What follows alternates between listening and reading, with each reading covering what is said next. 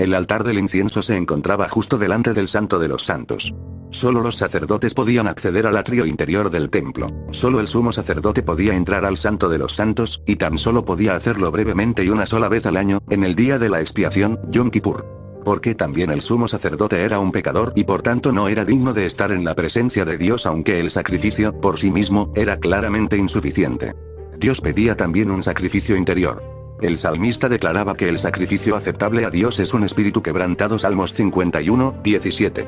El profeta Oseas hablaba de parte de Dios, diciendo: yo deseo un amor firme y no sacrificio, el conocimiento de Dios, más que víctimas quemadas. Oseas 6, 6. Pero la obligación de ofrecer sacrificios permanecía. Sabemos que Jesús observó las leyes judías relativas al sacrificio.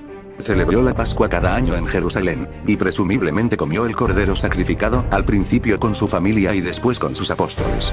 Al fin y al cabo, no era una cuestión opcional. Consumir el cordero era la única forma por la que un fiel judío podía renovar su alianza con Dios, y Jesús era un fiel judío. Pero la Pascua tenía, en la vida de Jesús, una importancia mayor de lo normal. Era central para su misión, era un momento definitivo. Jesús es el cordero. Cuando Jesús estaba ante Pilato, San Juan anota que era el día de la preparación de la Pascua. Era alrededor de la hora sexta 19:14. Juan sabía que la hora sexta era la hora en que los sacerdotes estaban empezando a sacrificar los corderos pascuales.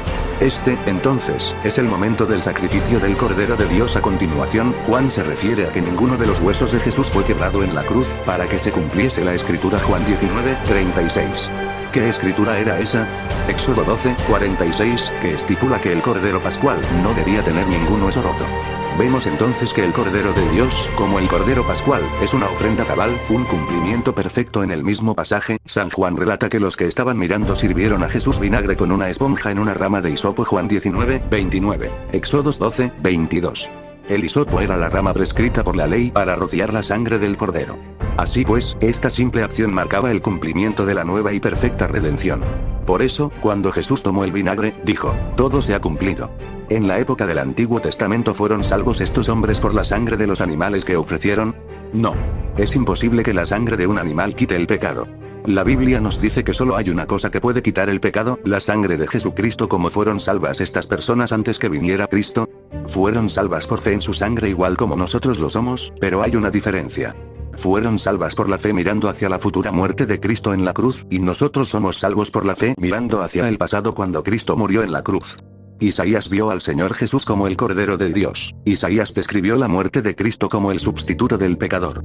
Cientos de años antes de que Cristo naciera, el Espíritu Santo reveló a Isaías que Cristo sería varón de dolores, experimentado en quebranto. Isaías 53:3. Isaías comprendió que él sufriría y moriría, y el Espíritu Santo lo hizo entender la razón de los sufrimientos de Cristo. Fue por nuestros pecados. Isaías escribió: llevó él nuestras enfermedades, sufrió nuestros dolores, herido fue por nuestras rebeliones, molido fue por nuestros pecados, el castigo de nuestra paz fue sobre él, y por su llaga fuimos nosotros curados. Isaías 53:4-5. Dios permitió que mis pecados, tus pecados, y los pecados de todo el mundo fueran cargados sobre su Hijo, quien nunca tuvo pecado. La Biblia dice: Jehová cargó en él el pecado de todos nosotros. Isaías 53:6. Juan presenta a Jesús como el Cordero de Dios. Dios mandó un mensajero para preparar el camino para su Hijo. Este hombre se llamaba Juan el Bautista, y su trabajo fue preparar los corazones del pueblo para la venida de Jesucristo. Juan fue un gran hombre de Dios. Mucha gente lo seguía, pero él claramente les dijo: este es el que ha de venir tras mí, del cual yo no soy digno de desatar la correa del zapato.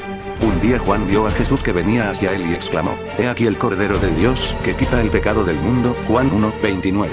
Un cordero es un animal muy manso y humilde. Jesús dijo de sí mismo: soy manso y humilde de corazón. Mateo 11:29. Aunque era el Hijo de Dios, era manso y humilde como un cordero. En Juan 13, leemos de la última cena que Jesús tuvo con sus discípulos antes de su muerte. Era costumbre que alguien lavara los pies de los invitados. En realidad este era el trabajo de un esclavo, pero no había esclavo para hacerlo. Probablemente cada uno de los discípulos se creía demasiado bueno para este trabajo tan humilde. Pero, Jesús, sabiendo que era el Hijo de Dios, quitó su túnica, tomó una toalla, puso agua en un recipiente y lavó los pies de los discípulos. Jesucristo murió como el Cordero de Dios. Cuando llegó el tiempo para que el Señor Jesús muriera por nuestros pecados, lo llevaron al gobernador romano, Poncio Pilato.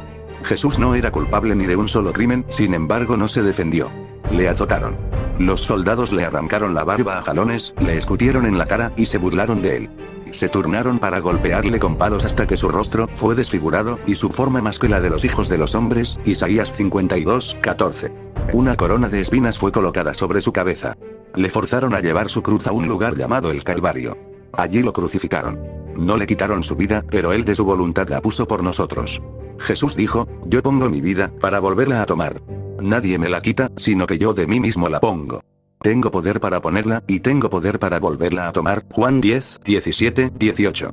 Cuando Jesús colgaba de la cruz, veía a aquellos que le habían golpeado, los que le habían escupido, los que se habían burlado de él, y los que le clavaron a la cruz. Jesús no hizo nada para merecer este trato cruel. Pudiera haber pedido a su Padre que mandara ángeles para destruirlos. Pero él no vino a destruir a los hombres, sino a dar su vida para salvarlos. En su maravilloso amor y misericordia, Jesús alzó los ojos y oró: Padre, perdónalos, porque no saben lo que hacen. Lucas 23:34. Antes de morir, Jesús dio vida eterna a uno de los ladrones que fue crucificado juntamente con él. Este hombre creyó que Jesús era el Hijo de Dios y le dijo: acuérdate de mí cuando vengas en tu reino. Lucas 23:42. Su fe sin duda trajo gozo al corazón del Salvador. Jesús le contestó: hoy estarás conmigo en el paraíso. Lucas 23:43. Jesús fue crucificado como a las 9 de la mañana y murió como a las 3 de la tarde. Antes de morir, Jesús dijo: consumado es. ¿Qué quería decir con esto? Quería decir que la obra de salvación estaba consumada o completa. Como el Cordero de Dios, Jesús llevó los pecados en su propio cuerpo en la cruz. La preciosa sangre del Hijo de Dios había sido derramada por los pecados del mundo. Porque Él era el Hijo de Dios y no tuvo pecado de sí mismo, pudo morir por los pecados de todo el mundo. Lo que hace la sangre de Cristo, el Cordero de Dios, por nosotros. ¿Qué quiere decir la Biblia cuando habla de la sangre de Cristo? Quiere decir su muerte en la cruz. La Biblia dice: porque la vida de la carne en la sangre está. Levítico 17:11. El Señor Jesús, el Cordero de Dios, dio su vida cuando derramó su sangre en la cruz. Ahora, consideremos algunas de las cosas que la sangre de Jesús hace por nosotros. Su sangre nos redime. Redimir quiere decir comprar. Pertenecíamos al reino de Satanás antes de ser salvos, pero cuando fuimos salvos, el Señor Jesús nos compró con su sangre y nos puso en su reino. Sabiendo que fuisteis rescatados, comprados, no con cosas corruptibles, como oro o plata, sino con la sangre preciosa de Cristo. 1 Pedro 1:18-19. Su sangre nos justifica. Nos hace estar bien con Dios. Justificado quiere decir como si nunca hubiéramos pecado. Pues mucho más, estando ya justificados en su sangre, por él seremos salvos de la ira. Romanos 5:9. Su sangre nos acerca a Dios. El pecado nos separa de Dios, pero la sangre de Cristo nos acerca a Él. Pero ahora en Cristo Jesús, vosotros que en otro tiempo estabais lejos, habéis sido hechos cercanos por la sangre de Cristo. Efesios 2:13. Su sangre hace paz con Dios. Por causa del pecado, éramos enemigos de Dios, pero ahora por la sangre de Cristo, tenemos paz con Dios. Haciendo la paz mediante la sangre de su cruz. Colosenses 1:20. Su sangre nos limpia cuando pecamos.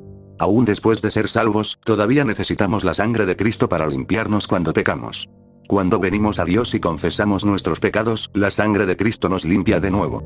Pero si andamos en luz, como Él está en luz, tenemos comunión unos con otros, y la sangre de Jesucristo su Hijo nos limpia de todo pecado. 1 Juan 1:7.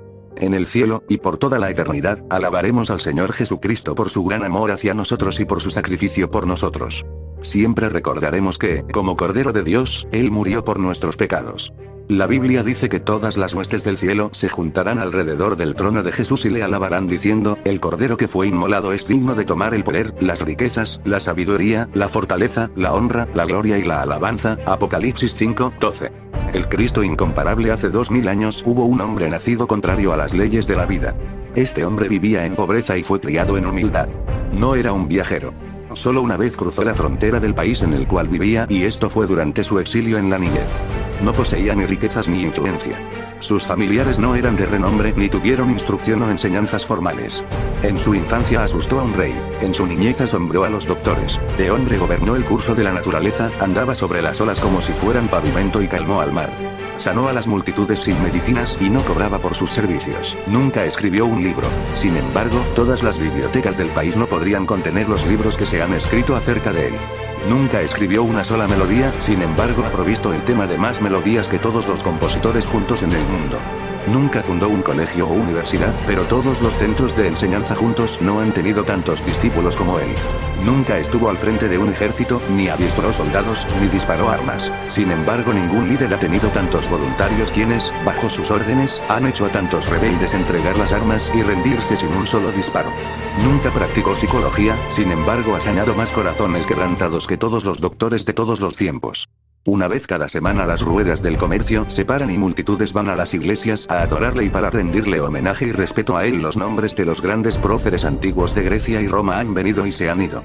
Los nombres de los científicos, filósofos y teólogos del pasado han venido y se han ido, pero el nombre de este hombre crece más y más. Aunque el tiempo ha esparcido 2000 años entre el pueblo de esta generación y la escena de su crucifixión, todavía él vive. Herodes no lo pudo destruir, la tumba no lo pudo detener. Él se para en las cúpulas más elevadas de la gloria celestial, proclamado por Dios, reconocido por ángeles, adorado por santos y temido por los demonios, como el Cristo viviente, nuestro Señor y Salvador personal. Tenemos la opción de pasar la eternidad con el Señor Jesús, con Él, o la eternidad sin Él. Es por eso, amigo y hermana, que quiero hacerte la siguiente invitación: acepta al Señor Jesús como tu Señor y Salvador. Si aún no lo has hecho, hoy es un buen momento. Él es el camino y la vida. Tomás le dijo: Señor, si no sabemos a dónde vas, ¿cómo vamos a conocer el camino? Juan 14:5, yo soy el camino, la verdad y la vida, le contestó Jesús. Nadie llega al Padre sino por mí. Juan 14:6. Suscríbete y dale like. Dios te bendiga, Dios te guarde.